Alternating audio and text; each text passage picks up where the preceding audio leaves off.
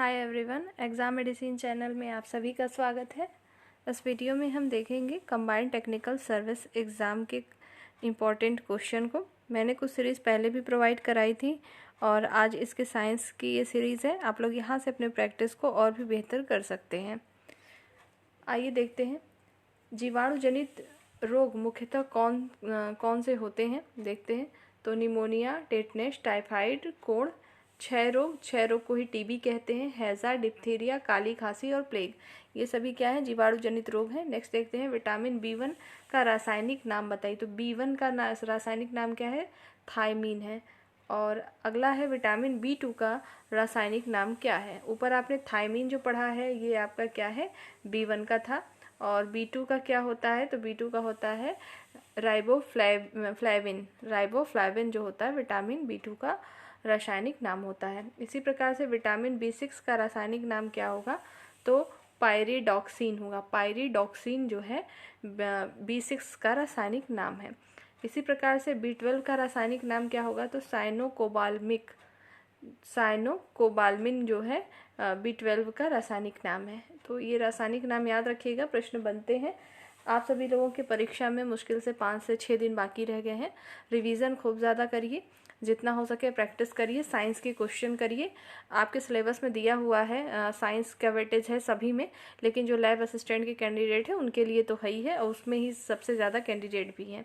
तो आप सभी लोग इसको रिवीजन करिए, जहाँ से भी मिले प्रश्न उसको सिर्फ प्रैक्टिस करिए। आगे देखते हैं, विटामिन सी का रासायनिक नाम क्या होता है। तो विटामिन सी का रासायनिक नाम होगा एस्कॉर्बिक एसिड। विटामिन ए का रासायनिक नाम है रेटिनॉल। नेक्स्ट है, विटामिन डी का रासायनिक नाम होता है कैल्सीफेरॉल। और विटामिन ई का रासायनिक नाम होता है टोकोफेरॉल। ध्यान रखिएगा, विटामिन ई है टोकोफेरॉल, विटामिन डी है कैल्सीफेरॉल, विटामिन ए है रेटिफेरॉल, ठीक है। और विटामिन सी होता है एस्कॉर्बिक एसिड। ये विटामिन हो गए, और आपके जो भी आपने पढ़ा था A1 से लेके B12 तक जो इम्पॉर्टेंट है वो दिया है, उसे पढ़ लीजिएगा। आगे बढ़ते हैं, विटामिन के का रासायनिक नाम क्या है, तो नेफ्थोक्विनोन या फिनोक्विनोन, दोनों में से कोई एक आप बता सकते हैं ऑप्शन देखकर। नेक्स्ट है ऑस्टियोलॉजी। ऑस्टियोलॉजी में किसका अध्ययन किया जाता है, तो हड्डियों का।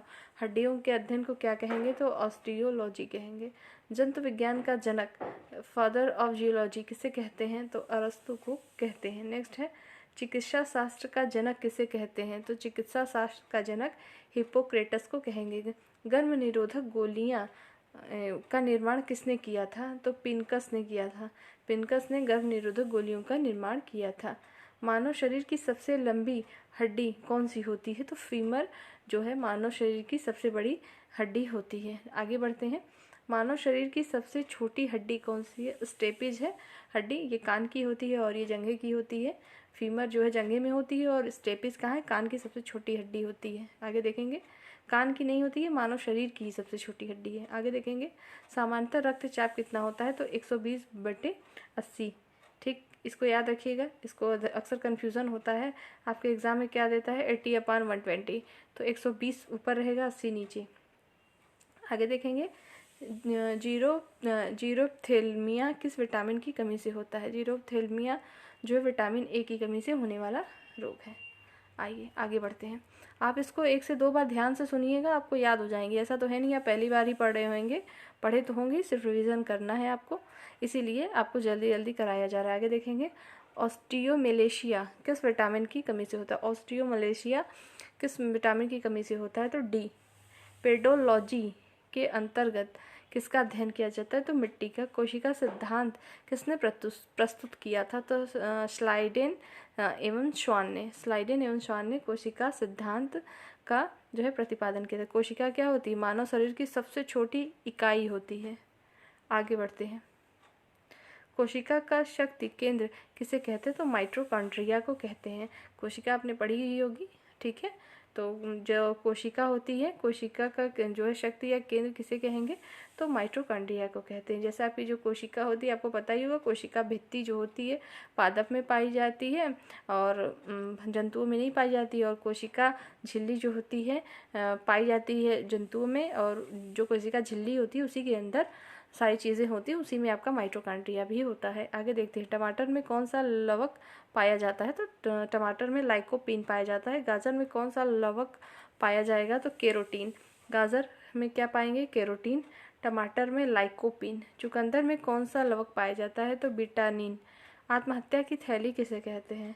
आत्महत्या की थैली कहते हैं लाइसोसोम को। ठीक है, लाइसोसोम को आत्महत्या की थैली क्यों कहते हैं?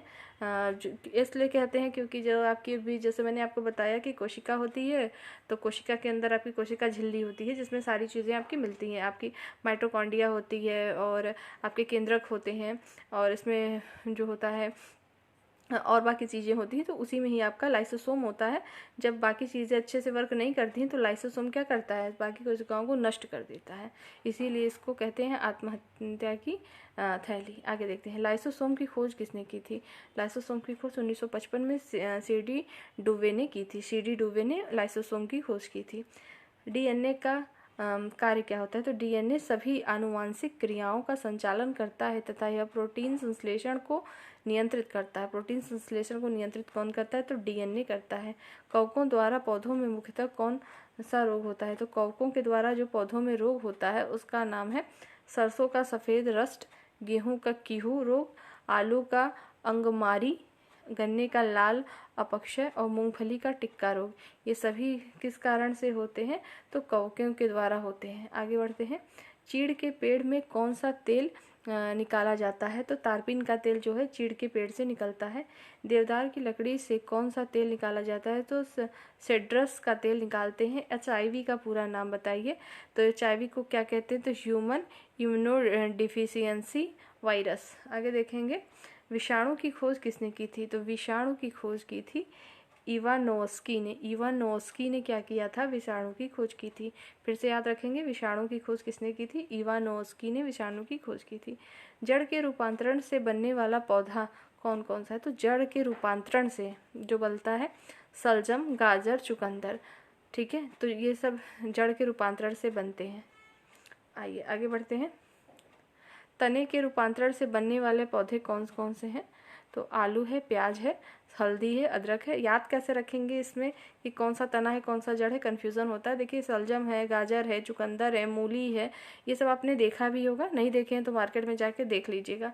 आप देखेंगे कि जो सलजम, गाजर, चुकंदर जो कि जड़ के रूप में आपको दिखेंगे, उसमें इस तरीके का शेप आपको दिखेगा। ये नुकीला भाग होगा, वो किसी तरीके से, अब जैसे चुकंदर होगा तो इस तरीके से लगभग बना होता है और ये इस तरीके से होता है इसका भाग।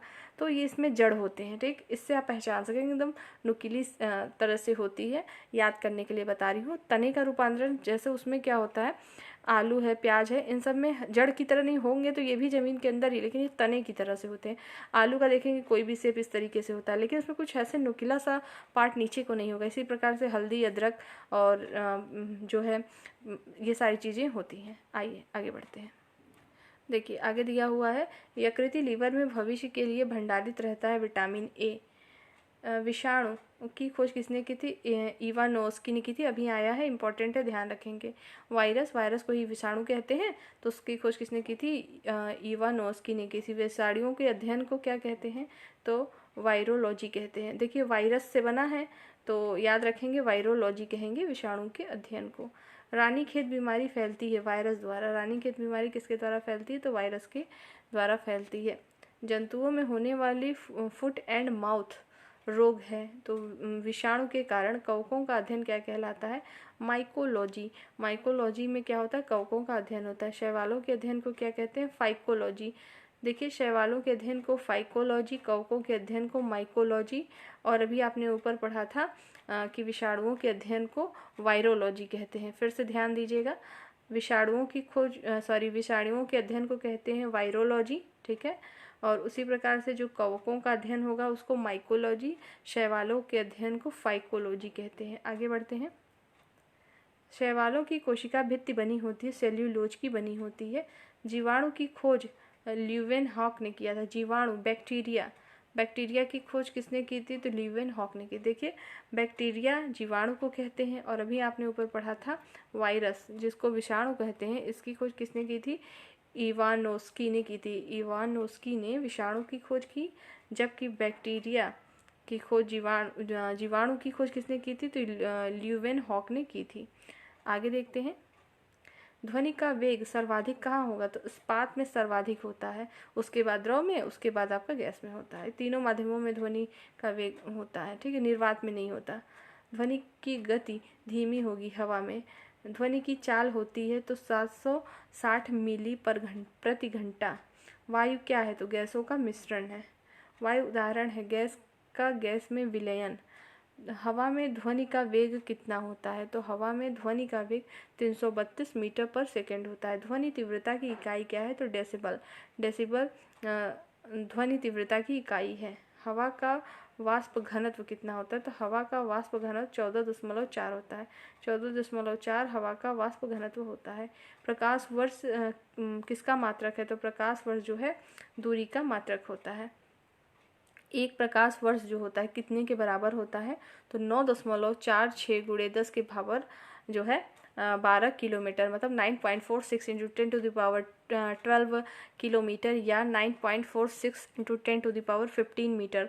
किलोमीटर में है तो 10 टू द पावर 12 होगा, और मीटर में है तो 10 टू द पावर 15 मीटर होगा। ये आपको पता है कि कैसे हो रहा है। आगे देखिए, दूरी मापने की सबसे बड़ी इकाई क्या है? तो पारसेक। पारसेक क्या है? ये भी दूरी मापने के लिए उसको होता है, लेकिन सबसे बड़ी इकाई है दूरी मापने की पारसेक। जड़ों का रूपांतरण जो है रूपांतरण है तो मूली गाजर, अभी मैंने आपको बताया था। तने का रूपांतरण आलू और प्याज है। क्यों है, कैसे याद रख सकते हैं, इसके लिए भी मैंने बताया है। आगे देखिए, पिट्यूटरी ग्रंथि पाई जाती है तो मस्तिष्क में पाई जाती है। आइए आगे बढ़ते हैं। देखिए यहाँ पर आपका दिया हुआ है मास्टर ग्रंथि कहलाता है। तो अभी आपने पिट्यूटरी ग्रंथि पढ़ा, जैसे पीयूष ग्रंथि भी कहेंगे, ये यही है, मस्तिष्क में पाई जाती है। शरीर की सबसे छोटी ग्रंथि कौन सी होती है? तो शरीर की सबसे छोटी ग्रंथि जो है पिट्यूटरी है। दो प्रमुख वंशानुगत रोग हैं, तो वर्णांधता और हीमोफीलिया। वर्णांधता एवं ये कलर ब्लाइंडनेस होता है। हीमोफीलिया में क्या होता है? इसमें शायद वो ब्लड की जो है मात्रा कम रहती है, हीमोग्लोबिन की। ये सब क्या है? वंशानुगत रोग होते हैं। सर्वप्रथम मनुष्यों में वर्णांधता का वर्णन किया किसने किया था और कब किया था? तो हेर्नर ने किया था, 1876 में किया था। एक वर्णांध व्यक्ति में पहचान करने की क्षमता नहीं होती। कौन से रंग को जो है कलर ब्लाइंडनेस का अगर कोई व्यक्ति है, रोगी है, तो वो नहीं पहचान पाएगा, तो उसको हरा और लाल रंग में फ़र्क नहीं समझ में आता। थायरॉक्सिन हार्मोन स्रावित होता है थायराइड ग्रंथि से। थायराइड ग्रंथि से थायरॉक्सिन हार्मोन जो है स्रावित होता है। जठर रस में पाया जाता है। जठर रस में हाइड्रोक्लोरिक अम्ल पाया जाता है। लाइकेन में परस्पर सहजीवी मौजूद होते हैं, कवक और शैवाल। लाइकेन में परस्पर सहजीवी मौजूद होते हैं, कवक और शैवाल। लार में पाया जाने वाला एंजाइम कौन सा है? तो टाइलिन है। लार में पाया जाने वाला एंजाइम टाइलिन है। प्रोटीन का पाचन होता है छोटी आंत में। प्रोटीन का पाचन कहाँ होगा? छोटी आंत में। मनुष्य में पाचन प्रारंभ होता है तो मुख से प्रारंभ होता है। आपको पता ही होगा कि जो छोटी आंत होती है, बड़ी आंत होती है, सब में पाचन के थोड़े थोड़े अंश शामिल होते हैं, ठीक है, लेकिन शुरुआत कहाँ से? मुख से ही शुरुआत हो जाती है। आगे देखेंगे, पचे भोजन का अवशोषण होता है छोटी आंत में। लार में पाया जाने वाला एंजाइम क्या है? तो टाइलिन है। टीबिया नामक हड्डी पाई जाती है टांग में। भोजन पचाने में सहायक है एंजाइम। एंजाइम की रचना होती है अमीनो अम्ल से। पाचन क्रिया में प्रोटीन बदल जाते हैं, तो पाचन क्रिया में जो प्रोटीन है एमिनो अम्ल में बदल जाते हैं। आहार नाल में स्टार्च के पाचन में अंतिम उत्पाद माल्टोज होता है। स्टार्च के पाचन में अंतिम उत्पाद क्या होगा? तो माल्टोज होता है। आगे देखेंगे, शरीर में अमीनो अम्ल की संख्या कितनी होती है? 22। आगे देखते हैं, यहाँ पे ये मिस्टेक है, 22 नहीं, यहाँ 20 होना चाहिए, इसको करेक्ट कर लीजिएगा। एक बार ये आप लोग भी इसको चेक कर लीजिएगा क्या है इस क्वेश्चन को फिर से, ठीक है। आगे देखते हैं, शरीर में ऊतकों का निर्माण होता है प्रोटीन से। हड्डियों और दांतों में के लिए उपयोगी है कैल्शियम और फास्फोरस। हड्डी और दांतों के लिए क्या उपयोगी? कैल्शियम और फास्फोरस। भोपाल गैस कांड जो हुआ था, कब हुआ था? 1984 में हुआ था। के रिसाव में जो है मिथाइल आइसोसाइनेट का रिसाव हुआ था। काला हीरा तथा काला शीशा किसे कहते हैं? तो काला हीरा कहते हैं कार्बोनेडो को, जबकि ग्रेफाइट को क्या कहते हैं? काला शीशा। फिर से ध्यान देंगे, काला हीरा जो है कार्बोनेडो को कहेंगे, जबकि काला शीशा जो है ग्रेफाइट को कहते हैं। नेक्स्ट पढ़ते हैं आगे। आगे दिया है रक्त का पीएच बताएं कितना होता है। 7.4 रक्त का पीएच होता है। क्षारीय मृदा की कृषि योग्य बनाने हेतु खेतों में किसका प्रयोग किया जाता है? जिप्सम का। क्षारीय अगर मृदा है उसको कृषि योग्य बनाना हो तो उस खेत में किसका प्रयोग कर देंगे तो योग्य हो जाएगा, कृषि के लायक होगा, तो जिप्सम का। आगे देखते हैं एल्केन का रासायनिक सूत्र क्या है? तो देखिए CnH2n+1। आगे देखेंगे क्रायोजेनिक इंजन तापमान के सिद्धांत पर कार्य करता है तो निम्न ताप पर। अतिचालकता किस स्थिति में होती है? तो अतिचालकता जो है प्रतिरोध शून्य रहने पर होती है। स्टोरेज बैटरी में किनका प्रयोग किया जाता है? तो सीसा का। नैनो टेक्नोलॉजी संबंधित है तो सूक्ष्मता से संबंधित है। किस एक सुपर कंडक्टर का नाम बताएं? किसी भी एक सुपर कंडक्टर का नाम क्या है? तो नियोबियम है। नियोबियम क्या है? एक सुपर कंडक्टर है। आगे देखेंगे अप्सरा परमाणु रिएक्टर में कौन सा तत्व ईंधन के रूप में प्रयोग किया जाता है? तो यूरेनियम। खाने वाला सोडा का रासायनिक नाम बताएं? तो सोडियम बाइकार्बोनेट। सोडियम बाइकार्बोनेट क्या होता है? खाने वाले सोडे का रासायनिक नाम है। बायोगैस का मुख्य अवयव क्या है? तो बायोगैस का मुख्य अवयव है मीथेन। प्लास्टर ऑफ पेरिस के निर्माण में किसका प्रयोग किया जाता है? जिप्सम का। अग्निशामक यंत्र में किसका प्रयोग करते हैं? तो बेकिंग सोडे का। अग्निशामक यंत्र में किसका प्रयोग करेंगे? तो बेकिंग सोडे का करते हैं। कपड़ा धोने के साबुन जो है किससे बनाया जाता है? तो इसका आंसर होगा कास्टिक सोडा और वसा का। चीनी को साफ करने के लिए किनका प्रयोग किया जाता है? तो हड्डी चारकोल का प्रयोग करते हैं। चीनी को साफ करने के लिए किनका प्रयोग करते हैं? तो हड्डी चारकोल का प्रयोग करते हैं। चूने जल आगे है चूने जल को दूधिया जो है कौन सा गैस कर देता है? तो कार्बन डाइऑक्साइड करता है। स्तनधारी वर्ग में रक्त का सबसे अधिक तापमान किसका होता है? तो बकरी का होता है। औसत कितना होता है? 40 डिग्री सेल्सियस। कौन सा ऊतक शरीर के तापक्रम को नियंत्रित करता है? तो संयोजी ऊतक जो है शरीर के तापक्रम को नियंत्रित करता है। आइए आगे बढ़ते हैं। देखिए आगे दिया हुआ है मानव शरीर की सबसे बड़ी मांसपेशी कौन सी है? तो कुल्हा की मांसपेशी होती है। लाल रक्त कणिका या लाल रक्त कण जिसे रेड ब्लड कॉर्पस कहते हैं का निर्माण कहाँ होता है? अस्थिमज्जा में, बोन मैरो में होता है। पचे हुए भोजन एवं हार्मोन का शरीर में संवहन किनके द्वारा होता है? तो प्लाज्मा के द्वारा होता है। माता और पिता में उपस्थित आरएस फैक्टर किस परिस्थिति में शिशु की गर्भावस्था अथवा जन्म के तुरंत बाद मृत्यु हो जाती है? पिता का RH और माता का RH जो होता होने पर, ठीक है, अगर दोनों का समान है तो। अमाशय से निकलने वाले जठर रस में कौन कौन एंजाइम होते हैं? तो पेप्सिन और रेनिन। हृदय से शरीर की ओर रक्त ले जाने वाली रक्तवाहिनी कौन सी है? धमनी। हृदय से शरीर की ओर, देखिए ध्यान रखेंगे, जो हृदय है हृदय से शरीर की ओर जो लेके जाएगा तो वो धमनी होती है, जबकि शरीर से हृदय की ओर जो जाता है वो क्या होता है? शिरा होता है। याद रखेंगे। मूत्र का रंग हल्का पीला उनमें उपस्थित किस वर्णक के कारण होता है? तो यूरोक्रोम के कारण होता है। वृक्क में बनने वाली पथरी में किसका जमाव होता है? तो कैल्शियम ऑक्जेलेट का होता है। आगे देखेंगे विटामिन सी का रासायनिक नाम क्या है? तो अस्कॉर्बिक एसिड है। कालाजार की बीमारी किन परजीवी के द्वारा होती है? तो लीशमैनिया डोनावानी के कारण होती है। टिटनेस द्वारा प्रभावित शरीर का कौन सा अंग होता है? तो तंत्रिका तंत्र जो है टिटनेस के द्वारा प्रभावित होता है। आगे बढ़ते हैं। पेनिसिलिन नामक प्रतिजैविक पेनिसिलियम किससे प्राप्त किया जाता है? तो कवक से प्राप्त किया जाता है। हृदय स्नायुओं को नियमित अंतराल से सिकुड़ने में कौन सा विद्युत यंत्र प्रतिस्थापित किया जाता है? तो पेसमेकर। आगे बढ़ते हैं। हृदय और फेफड़ों की आवाज़ सुनने के लिए डॉक्टर किस यंत्र का उपयोग करते हैं? तो स्टेथोस्कोप का यूज़ करते हैं।